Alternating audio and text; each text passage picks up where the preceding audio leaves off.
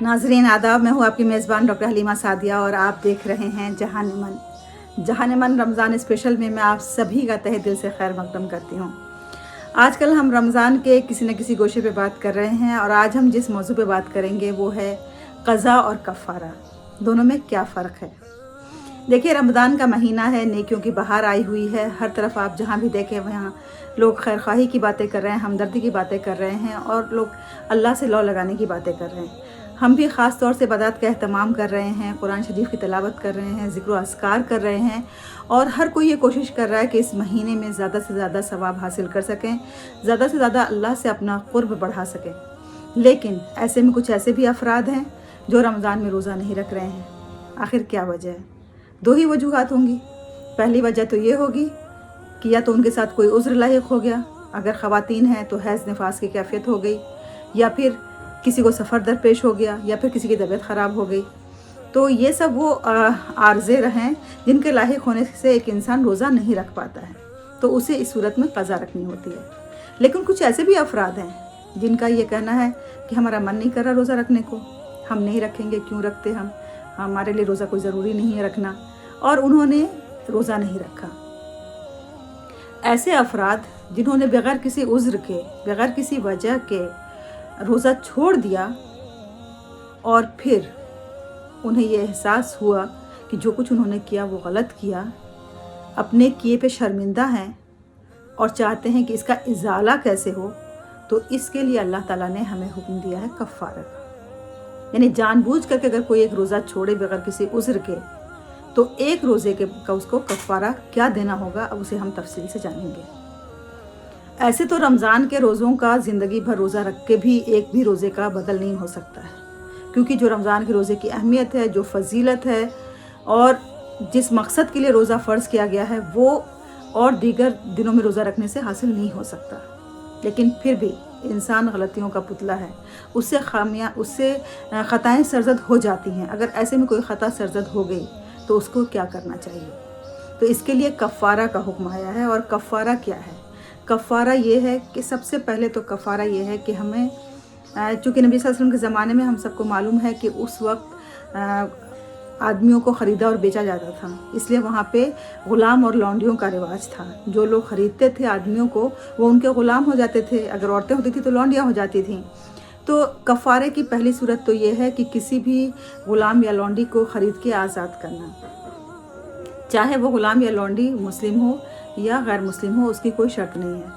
लेकिन अब तो इसका सवाल ही नहीं है, क्योंकि अब हम सबको मालूम है कि पूरी दुनिया में कहीं पे भी आदमियों के ख़रीदने और बेचने का काम नहीं होता है। अब ये सरासर ममनू है। अब सोसाइटी इतनी डेवलप हो गई है कि इसको ख़त्म कर दिया गया समाज से। तो दूसरी सूरत ये है कि लगातार 2 महीने तक रोज़ा रखें, यानी कि पूरे 60 रोज़े लगातार रखें। और लगातार रोज़े रखने में अगर कोई रोज़ा फिर छूट जाए, या तो जानबूझ करके या गलती से, तो अगर जानबूझ करके फिर एक रोज़ा छोड़ दिया 60 रोज़े के बीच में, तो उस एक जानबूझ करके छोड़े हुए रोज़े के बदले में फिर 60 रोज़े रखना है। लेकिन अगर गलती से किसी उज़्र की बिना पे कोई रोज़ा बीच में छूट गया तो फिर उसकी क़ज़ा रखनी है। और अगर ये भी नहीं हो सकता है, हाँ, अलबत्ता इसमें जो ख़वातीन को हैज़ की कैफियत आ जाती है महीने के बीच में, तो वो दिन जो है वो उससे माइनस हो जाएंगे, उन दिनों को काउंट नहीं किया जाएगा, उसमें रियायत दी गई है। 2 महीने में अगर उन्हें हैज़ आता है तो वो हैज़ के दिनों में रोज़े नहीं रखेंगी। अगर किसी इंसान के अंदर इतनी ताकत नहीं है कि वो मुसलसल 2 महीने तक रोज़ा रख सके, तो इसकी सूरत ये है कि वो फिर 60 मिस्कीनों को खाना खिलाए और 60 मिस्कीनों को भर पेट खाना खिलाए। ये तो बात रही है कफ़ारे की। अब अगर हम बात करें क़ज़ा की, तो क़ज़ा हमें उन रोज़ों की रखनी होती है जो हम रमज़ान के महीने में किसी उज़्र के बिना पे छोड़ देते हैं। बसा औक़ात ऐसा होता है कि अभी हमारे ऊपर रमज़ान के क़ज़ा रोज़े हमारे ऊपर अभी पूरे ही, हमने रमज़ान के क़ज़ा रोज़े रखे नहीं और दूसरा रमज़ान आ गया, तो ऐसे में क्या करना चाहिए? ऐसे में हमें रमज़ान के रोज़े रख लेना चाहिए और उन क़ज़ा रोज़ों के लिए हमें फिर फ़िदिया देना चाहिए। لیکن اس فدیہ دینے سے ہمارے قضا روزے پورے نہیں ہوں گے، رمضان کے بعد ہمیں ان قضا روزوں کی بھرپائی کرنی ہوگی۔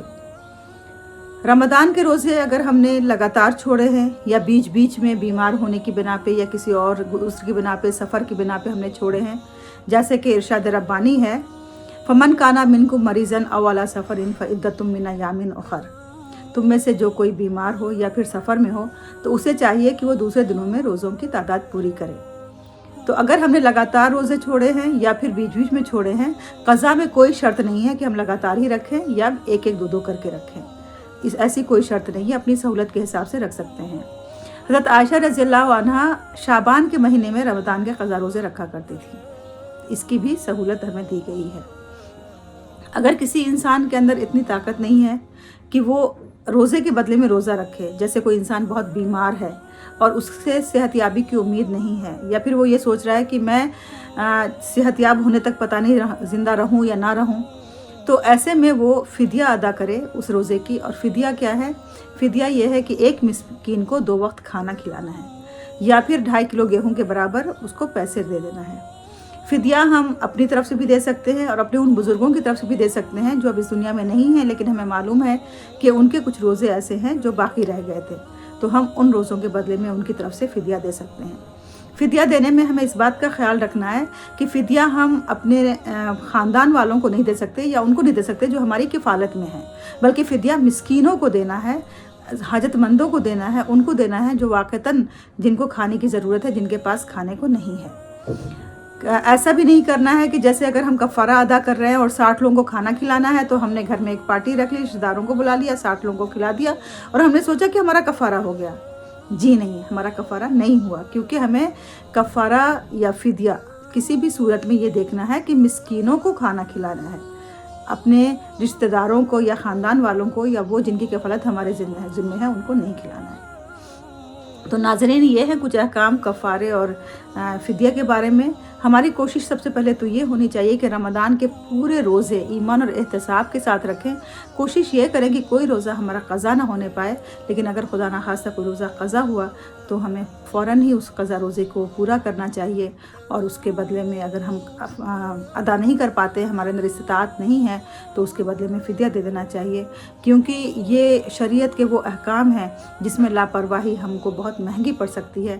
اللہ تعالیٰ کے یہاں ہم جواب دہ ہوں گے اور اللہ تعالیٰ ضرور ہم سے پوچھ کرے گا کہ ہم سے یہ لاپرواہی کیسے ہوئی۔ انہی الفاظ کے ساتھ میں آپ سب سے چاہتی ہوں اجازت، اور کفارہ اور قضا کے بارے میں یہ چند باتیں جو ہم نے آپ کے سامنے پیش کی ہیں، امید ہے آپ کو پسند آئی ہوگی اور آپ کے لیے مفید ثابت ہوئی ہوں گی۔ اگر اس سلسلے میں آپ کو کوئی اور سوال پوچھنا ہے یا ہم سے کچھ معلومات حاصل کرنی ہے تو آپ نیچے کمنٹ میں اپنے سوالات ضرور ہمیں بھیجیں، انشاءاللہ اس کے جوابات دیے جائیں گے، یا اگر کچھ اور آپ مزید اس میں اضافہ کرنا چاہتے ہیں تو آپ کر سکتے ہیں۔ انشاءاللہ آپ سے ملاقات ہوگی، تب تک کے لیے ہمیں دیجیے اجازت۔ خدا حافظ۔